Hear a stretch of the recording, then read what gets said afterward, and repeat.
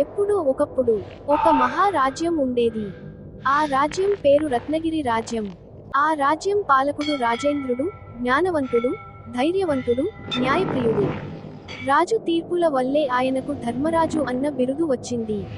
ఒకరోజు రాజదర్బారంలో ఒక పెద్ద సమస్య తలెత్తింది. అది ఒక వజ్రం గురించి. ఇద్దరు వ్యాపారుల గొడవ. రాజదర్బారు, మంత్రులు, సైనికులు, వ్యాపారులు, ప్రజలు కూర్చుని ఉన్నారు. ఒక సైనికుడు వచ్చి, మహారాజా, వీరిరువురు వ్యాపారులు ఒక వజ్రంపై హక్కు కోసం గొడవ పడుతున్నారు. ఎవరి వజ్రమో నిర్ణయించమని మిమ్మల్ని ఆశ్రయించారు అని అంటాడు.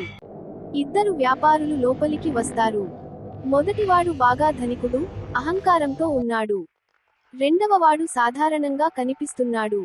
మొదటి వ్యాపారి గర్వంగా, మహారాజా, ఈ వజ్రం నాదే.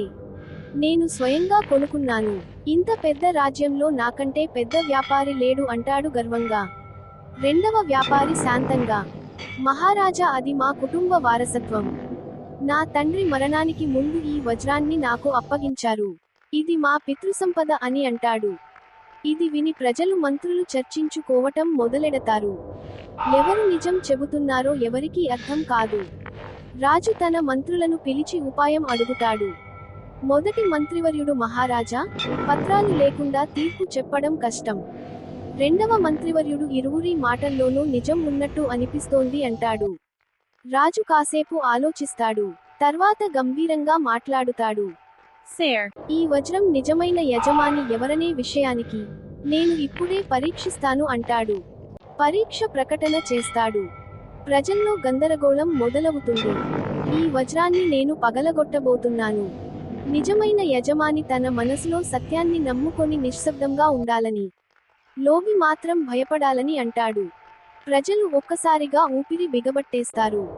రాజు వజ్రాన్ని రాతిపై పెడతాడు. ఖడ్గం పైకి ఎత్తాడు.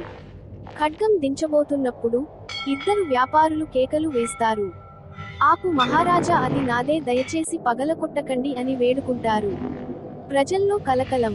ఎవరు నిజం చెబుతున్నారో ఇంకా అర్థం కాదు. సస్పెన్షన్ ఇంకా పెరుగుతుంది. అప్పుడు రాజు చిరునవ్వుతో, ఇద్దరు తమదే అంటున్నారు, కానీ నిజమైన యజమాని ఎవరో తెలుసుకోవడం అంత కష్టం కాదు. రాజు ఒక్కొక్కరి కళ్ళలోకి నిశితంగా చూస్తాడు.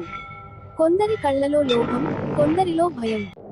కానీ ఒక సాధారణ వ్యాపారి మాత్రం కన్నీళ్లు పెట్టుకొని వజ్రాన్ని చూస్తున్నాడు. అది గమనించిన రాజు, ఇతనే నిజమైన యజమాని. ఇతని కళ్ళలో స్వార్థం లేదు. తన తండ్రి ఇచ్చిన గుర్తు పోతుందనే బాధ మాత్రమే ఉంది. వజ్రం కోసమే కాదు, తన పితృసంపదపై ప్రేమ కనిపిస్తోంది. ఇదే సత్యం అని తీర్పు ఇస్తాడు. ప్రజలు హర్షధ్వానాలు చేస్తారు. నిజమైన యజమాని రాజుకు కృతజ్ఞతలు చెబుతాడు. ఇలా రాజేంద్రుడు తన జ్ఞానం, గమనించే శక్తితో న్యాయం చేశాడు. ప్రజలందరూ ఆశ్చర్యపోయారు. ఈ కథ మనకు చెబుతున్నది ఏమిటంటే, అబద్ధం, లోభం ఎక్కువ కాలం నిలవవు. నిజం ఎప్పటికీ వెలుగులోకే వస్తుంది.